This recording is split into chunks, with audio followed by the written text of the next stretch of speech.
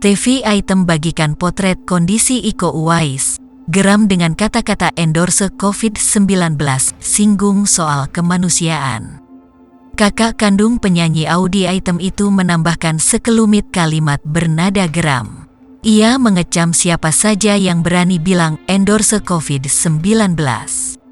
Stevie Item bereaksi usai Iko Uwais terpapar COVID-19. Coba pengen tahu ada yang berani bilang endorse COVID nggak? Tulis Stevie Item. Stevie Item bicara soal COVID-19, singgung kemanusiaan.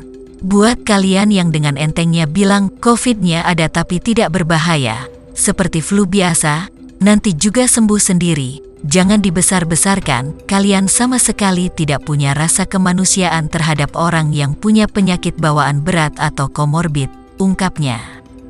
Dan ketika ketidakpedulian itu menjadi hal yang biasa, maka saat itu juga mati rasa kemanusiaan, imbuh Stevie.